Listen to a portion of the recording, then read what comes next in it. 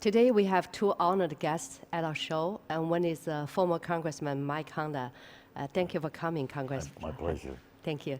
Another one is Ethan Agarwal, who is currently running for Congress of District 17. That's right. Yes, thank you. So today's conversation will be about the important issues about getting to know our leaders, not endorse anyone and not criticize anyone. Okay, so Congressman, you represent Silicon Valley during the important period of growth. Sure. So looking back, what do you feel were some of your biggest achievements for this district? Well, I think that one of the things I'm proud of is recognizing all the diasporas that exist in District 17 and the language groups that they represent and the cultural groups that they represent. And just working with the community to sew all these diasporas together as a community. And I think, and also hiring staff that represent the community. We had at one time 18 languages spoken in our office.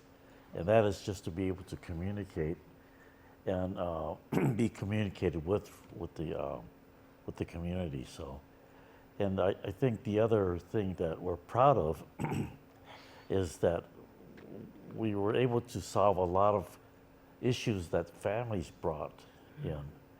And that was mainly our service to the community.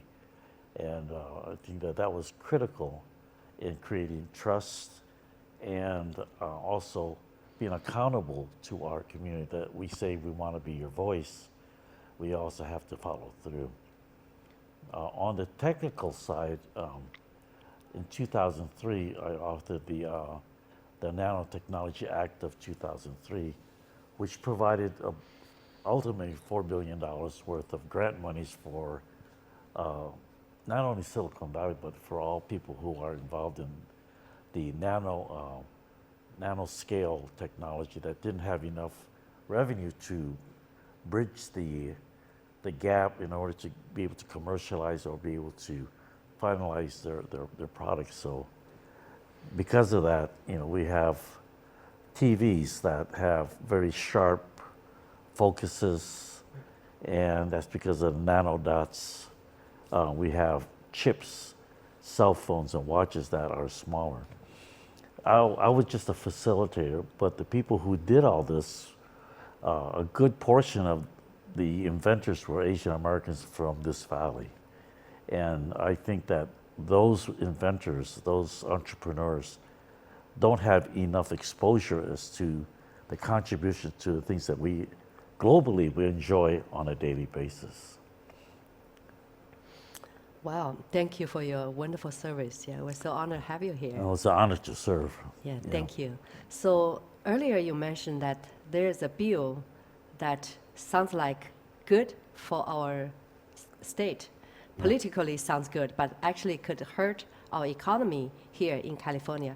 Can you address that a little more? Sure, it's called the Billionaires' Wealth Tax. That was written by a small group of union groups in Southern California, mostly health workers. Their effort I support. I mean, they want to look at taxing the wealth of billionaires, and I think many billionaires. So what's wrong with that? Well, I don't think there's anything wrong with pursuing taxing the billionaires' wealth. I think a lot of billionaires don't mind, participating, but they should be involved in creating that bill. If you read the bill, in spite of its concept, if you actualize the bill, it will put the state of California, budget-wise, in a deeper hole after 5 years, and we'll have the same hole that the bill is trying to cover. And it also, and the way it's written, a lot of the billionaires will leave the state. That's right. They can go to other places, yes, with less tax. They can afford to live anywhere else.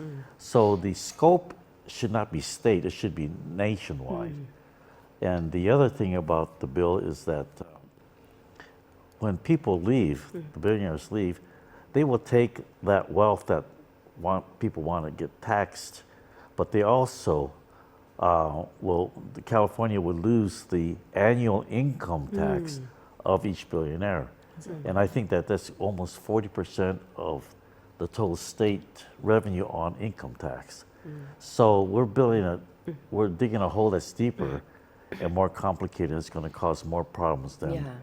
And the reason I know a little bit about it is because Ethan came out and said that he was for the idea of taxing the wealthy, but the body and the execution of this bill is going to be terrible. And I agreed with him, and I thought that that's being thoughtful, being also progressive, and also as a policymaker, he showed me that he was able to think beyond just what was on paper. So that's initially was Ethan's, yeah. So Ethan, let's introduce you to our audience. So tell us a little more about yourself. Why you decided to run for Congress? Sure. Well, thank you for having me. I appreciate it. So my name is Ethan Agarwal. I'm running for Congress in the 17th District. That represents Fremont, Milpitas, Cupertino, Sunnyvale, Santa Clara, parts of San Jose. I grew up in this area, so I went to a school called Foothill, which is in Saratoga. Yeah, of course, yes, we know. And then I went to Harker School for middle school and high school. I'm an immigrant. My parents come from India, and they worked really hard, and my dad started a software company, and he ended up taking it public and then selling it. And I am also an entrepreneur. I started 2 companies. And I think it takes someone who's been through technology, been through the entrepreneurial process to understand how significant the technology industry is to the 17th District. So I did my MBA from the Wharton School. I did my undergrad from Johns Hopkins University. I worked for Senator Dianne Feinstein when she was on the Judiciary Committee. But what I found is Ro Khanna, who I'm running against, is not from here. He's from Pennsylvania originally, and he's more focused, I think, on his presidential ambitions than the needs of the district. And so because I grew up here, because I understand the technology sector, I felt strongly that someone who is a local son needs to be the representative in Congress. Congressman Honda is a great example of this. He held a variety of roles within the district before moving on to become the U.S. Congressman. And I think it's really important that the people representing us are from this district itself. Let's talk about more about what are you going to do. Sure. So Silicon Valley is one of the richest region in the whole nation or maybe in the whole world. Yeah. But actually, many people are facing the problems like housing, like education, like healthcare, economic pressure. So what do you think the biggest issue facing our community here in your district? The 17th District is the richest district in the entire country out of 435 congressional districts. But there's still 5,000 children here that live under the poverty line. And the poverty line is $40,000 of income or below. That's not acceptable to me because we have so much wealth here. We have so many resources. We know how to do it. It's just a question of focus. I want the 17th District to be the first district to completely eradicate childhood poverty. We've never done that in the history of the country, but we can do it in this district. So that's number one. Number 2 is we need to focus heavily on transportation and infrastructure. Congressman Honda, over 16 years, brought home $80 million a year of funding. Ro Khanna has brought home $60 million total over 9 years. And so the $1.1 billion that Congressman Honda brought home added so much value to 880 and 237 and 101 and all the different Caltrains and BARTs and everything that we were building in the district. But we're losing that, and our infrastructure is not keeping up with our population. So I think we need to invest heavily in infrastructure. And then the third thing is jobs. Jobs are leaving California. So many companies that started here have decided to leave because of either the tax basis or the regulatory basis. You know, Tesla is based in California, and whatever you think of Elon Musk, 22,000 jobs that he was using for Gigafactory went to Texas instead of in California. Those are blue-collar jobs that should have stayed here, but they didn't. They went to Texas. I'm concerned that if we don't fix this problem, we're going to end up losing more and more jobs. And California and the 17th District is no longer going to be the home of innovation. That's why I'm running. So, Congressman Honda, what do you see the issues, and do you agree with him? Yes, I agree especially on the infrastructure. I drove to San Francisco this morning, and the traffic coming into the valley was backed up 2, 3, 4 miles, and that's not reasonable. It's been like this for a long time. Yeah. Yeah, well, that's why we need to have the infrastructure of rapid transit, Yeah. finish BART, and complete that loop.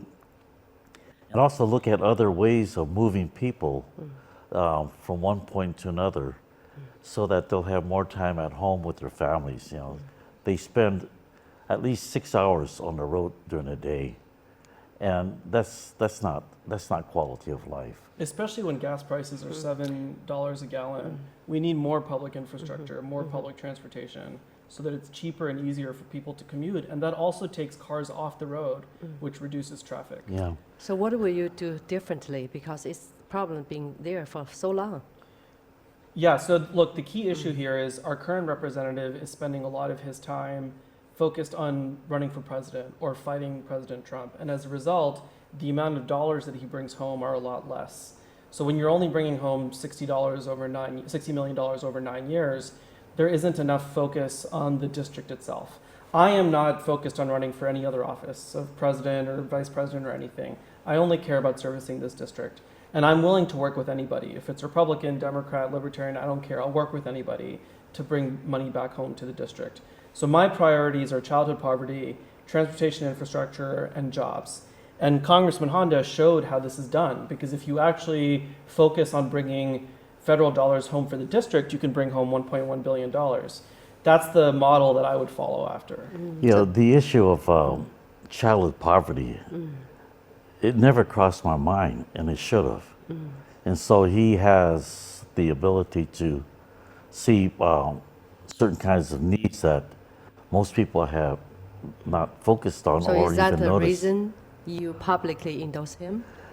It's more than that, because I think that he has the energy, the intellect, and the skills to service and also represent this area. The fact that he recognized 5,000 kids under the poverty level, I always thought about youngsters, early childhood education, which was my field.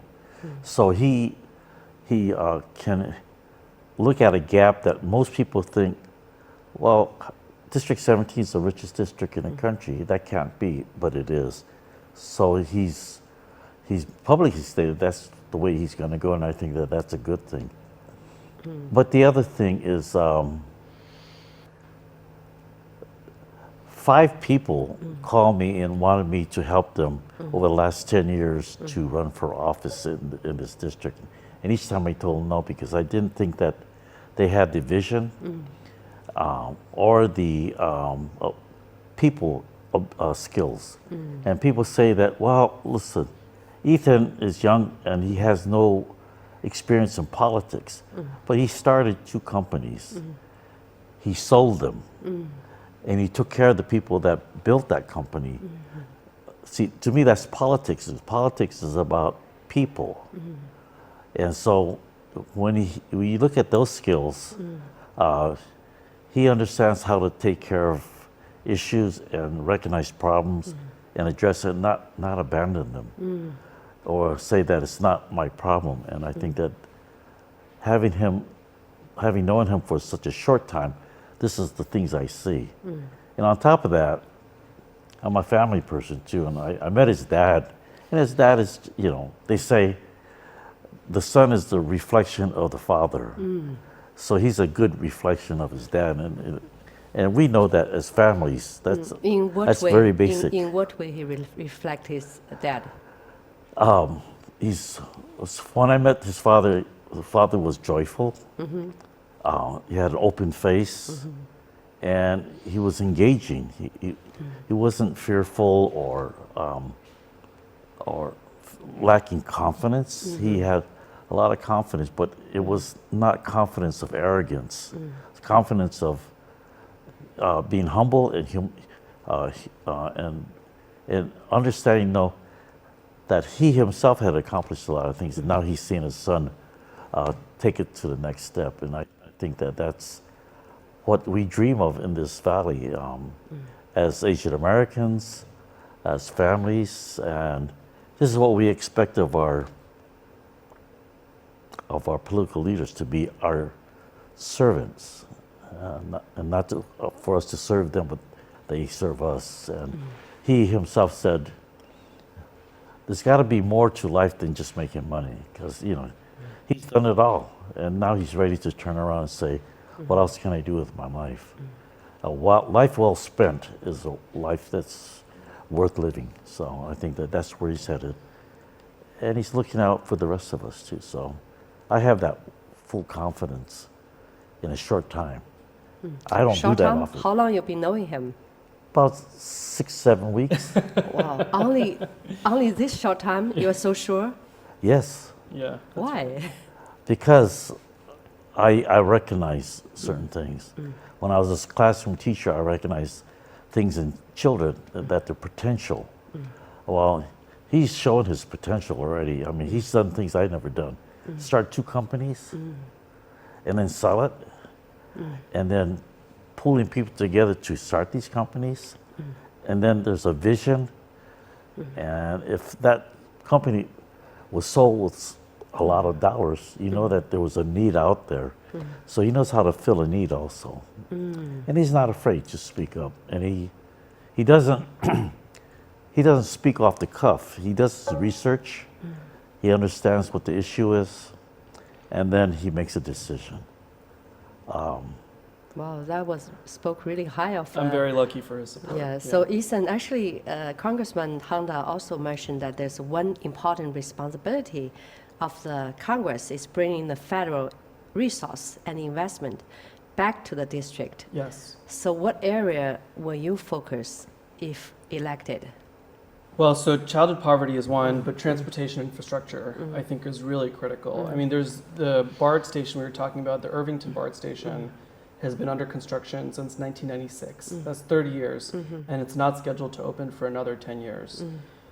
If you're able to open the Irvington BART station, that's like 10 to 12,000 people that will now be able to take public transportation that are not taking it so far. They save on gas, there's cars that are taken off the road, reducing traffic for everybody else. When we talk about affordability and cost of living, the 3 biggest items are people's housing expense, so like their mortgage, 2 is transportation, and 3 is food. And so if you can fix housing, which we'll talk about in a second, but if you can fix their transportation, that's a significant expense that people are experiencing. And I think it also drives growth if people know that there's accessible public transportation. And we haven't had meaningful development in public transportation in BART in I don't know how long. It's been At least 10 years. at least 10 years, if not longer than that. Since I left. Exactly, since he left. And I think that's a huge mistake.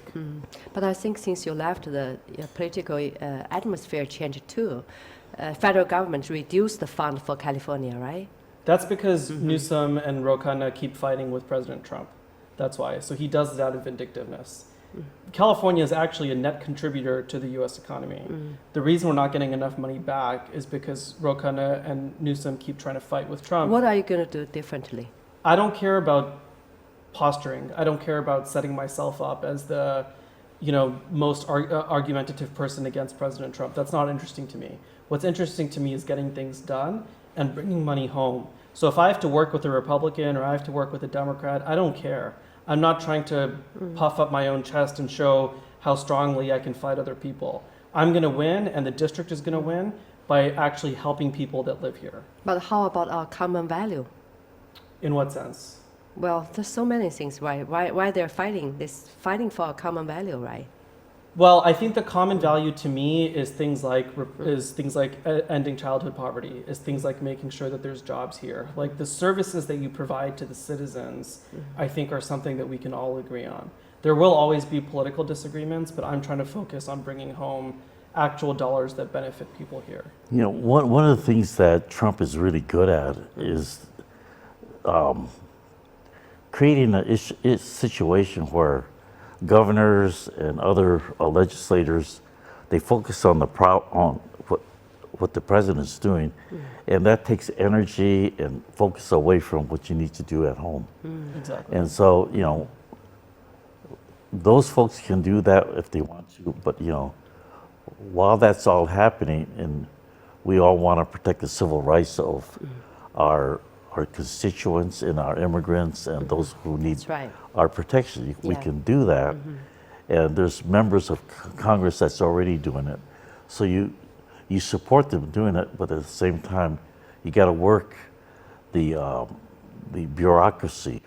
Like when we were able to get $900 million for the extension of BART to Milpitas and to Berryessa, we had to work with the mayor and the local authorities and make sure that we're all together from the state, then go to the federal government and say, this is what we're able to put together, and what we need is your help. And we have a formula. The formula for the federal government is they will give you 90% if you come up with 10%. Well, we came up with 89%, and we just asked for 11. So working that way, they said, oh, that's a big deal. It's a good deal. And they'll have other monies for other projects. And so we did self-help before we put our hand out. And I think that that's one of the things that Ethan has been able to do. Okay, so let's talk about innovation and the economy. How do you balance the business growth, technology innovation, and economic fairness without driving the companies away and lost our talents? Yeah, so that's exactly what's happening right now. Is we're driving that's companies exactly, away yes. and And losing we're talent. losing our talents. Exactly. Yes, that's right. And then we're losing our tax base also, and we're losing future job opportunities. So I think one mistake that we make is California does not have a revenue problem. We have a spending problem. California state budget is $350 billion.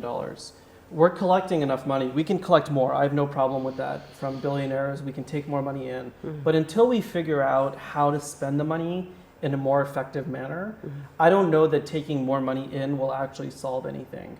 So what I would like to see is more transparency of how our state budget is being spent, because people don't know. I'll give you an example. California state budget is $350 billion. 50 billion of that, so 1/6 of all of our money, goes to people that work for the state of California. 275,000 people work for the state of California. The high-speed rail project that didn't get built yet, $600 million of that went to something called CEQA, which is California Environmental Quality Act, just the paperwork dedicated to that. And all that tax money is coming from us.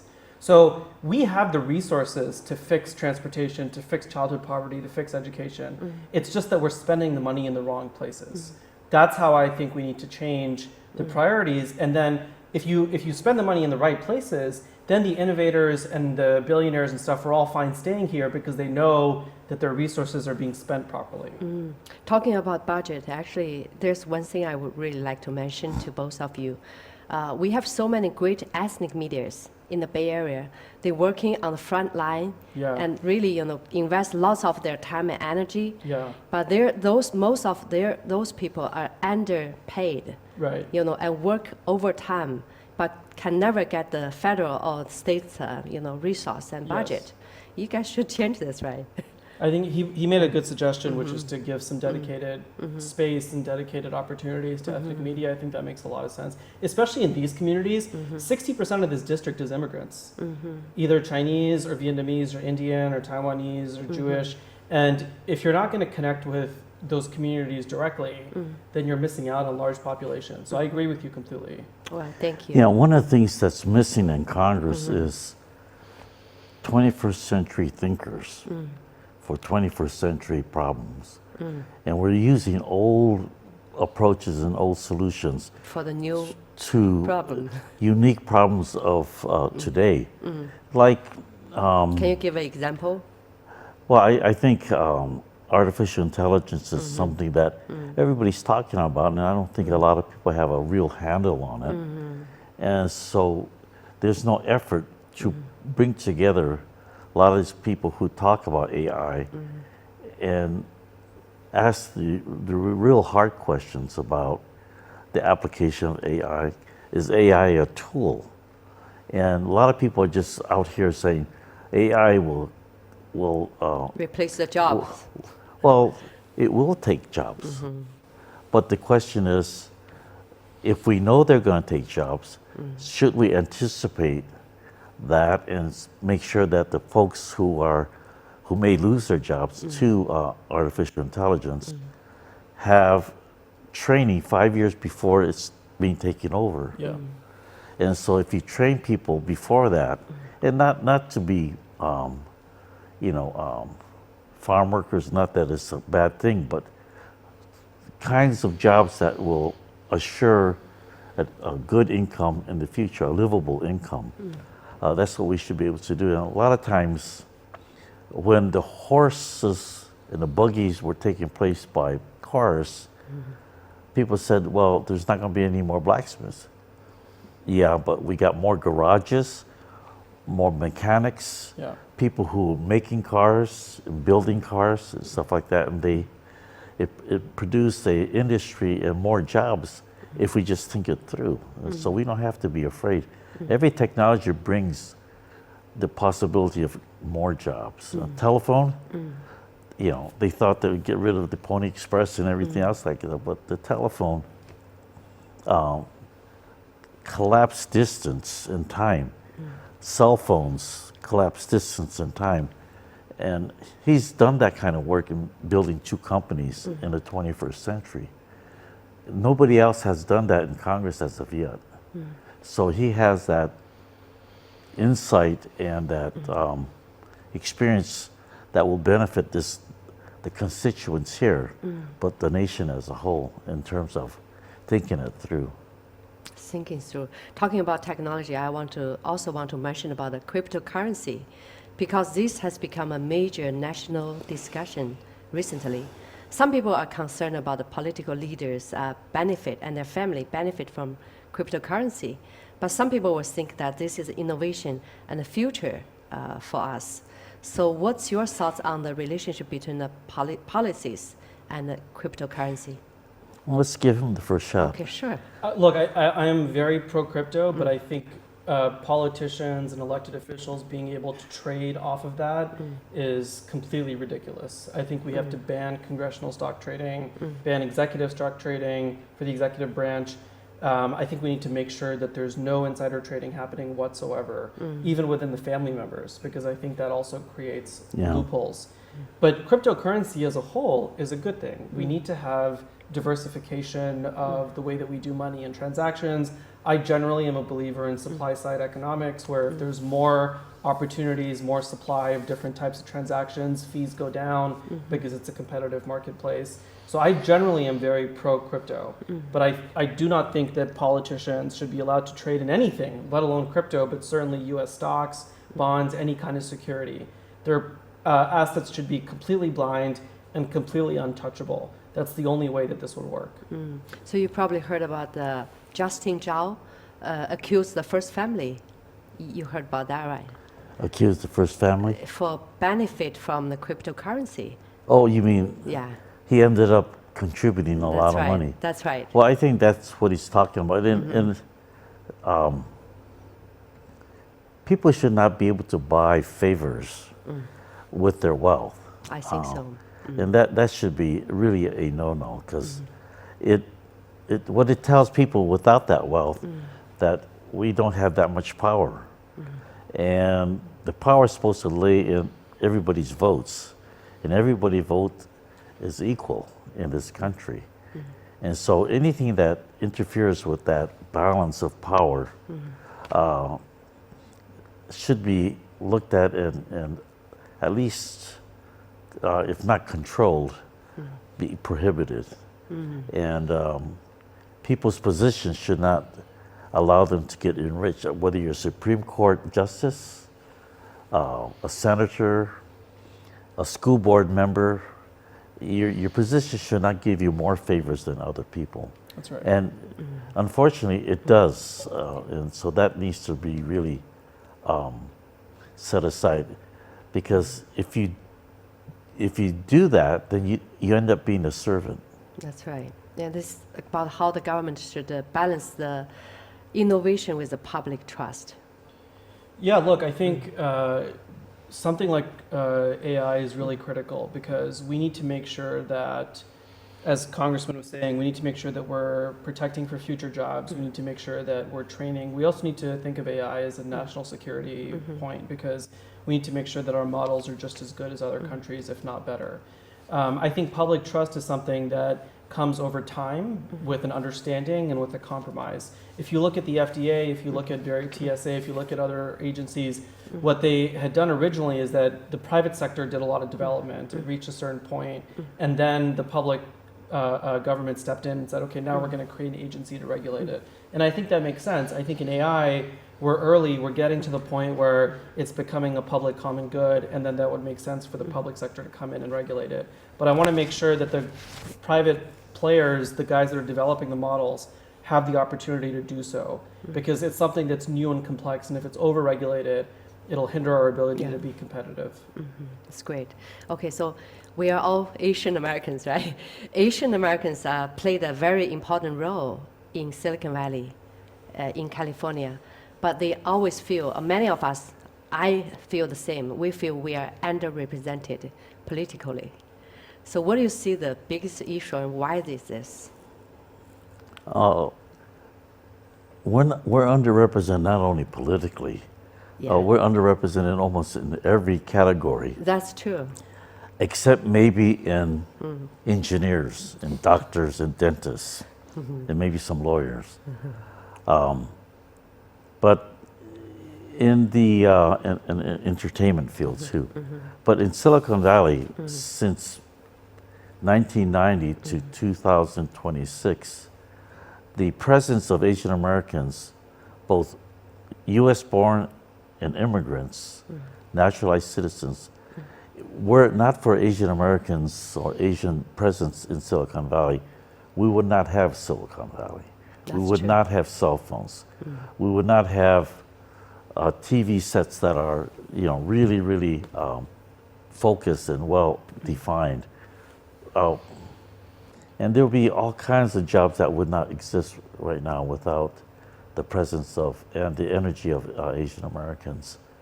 The fact that we're able to use a phone and move from one place to another and never lose contact, an Asian American developed that technology and then sold it. And so we have to acknowledge that over 25% of CEOs in this valley are from Asian background. And so we don't blow our horn, but I think that the mainstream journalists and talking heads and political leaders should recognize that and acknowledge our presence. And I think that that's why in politics, the fact that Ethan's running and he's deciding to spend his life and invest it in for the benefit of our district, it also benefits our country because his face will be out there, and we'll look at him and say, okay, there's a leader, and it doesn't necessarily have to be white. You mentioned about Ethan is determined to spend his life. So are you committed for? If you fail this time, are you going to run again? And are you committed for fight for your whole life? Well, on the whole life, I believe in term limits. I think that we need fresh blood. So I don't actually think that it's right for me or any congressperson to stay in office forever. I don't know how long I would stay, but I don't think that this is a job that you should do for the rest of your life. I'm 40 years old. Maybe I do this for 10 or 15 years, and then I want someone young with new ideas. Maybe 20 years. Okay, 20 years then. When I'm 60, someone new comes in and takes on new ideas. I'm 85 and I'm still going. But you're better than all of us. Well, age should not be a requirement. Oh, I agree with that. Yeah. It's your. It's your heart. It's your heart. Well, it's not only that, but it's your how cognizant you are. I agree with that completely. Yeah, you Because could be there's 85. 40-year-olds that are not as cognizant as you. Yeah, or 60-year-olds for me Yeah. that physically don't have the wherewithal to be able to function. That's right. So we should be able to look at a person and say they still can provide leadership. I agree with that. Gandhi was old, Yeah. and Biden was too old. Yes. But he still served us, and I think that Ethan's right that the debate about term limits. I'm not really for term limits, but I think it's an argument that you should have, so people start thinking about when is it a good time for a person to leave, and when is it a good time for them to start. Because in Congress, people really don't think about this. There is no qualification to be in Congress, Right. except being 25 and a citizen. Yeah. But they do require some qualifications, right? No, that's No, the only that's it. qualifications. No?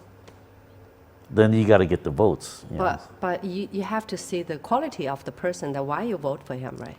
Yeah, Sure, but but I think he but means like that's- legal qualifications. yeah, constitutionally, you only have to be 25 and a citizen. Yeah. So that's why we have this dialogue, and we have a deep understanding, and for all the voters to understand.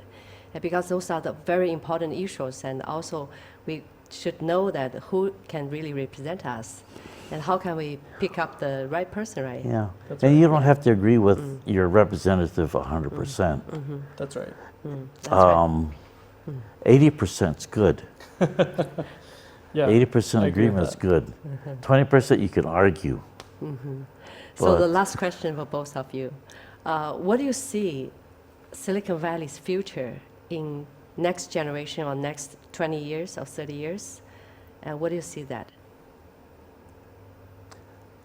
I see that, well, I pray that the leadership, political leadership, will be very much like what Ethan is about, and how he lives his life, thinks about other people, and values service to other people, and understands that, you know, they came as immigrants, and they saw that if you work hard and you follow the rules, that you should be able to succeed in this country. And if there's anything that gets in the way, then it's our responsibility to remove those barriers for those people who are not experiencing the same thing. So we know what it is that everybody should get, and if they don't, then we should be there to help them or protect them. And that's the moral standards, I think, that I think I can see in the future. So Ethan, what do you hope to see our future? I want Silicon Valley to continue to be the home for innovation, and I'm concerned that we're losing that, and that's why I'm running. We've built incredible technologies here, and I want us to continue to do that for the next 20, 50, 100 years. But one other thing I'll say is, I would like to see the technology industry get more involved in the political process, in public service, in helping out other people out. I feel like the technology industry lives in a bit of a bubble right now and is not doing enough to be involved in the community. And I would like to see those two communities overlap more. Thank you so much. Thank you, Congressman So thank Honda, you. and thank you, Ethan. Appreciate Thank you so much. Yeah. Really Yes. appreciate it. Okay.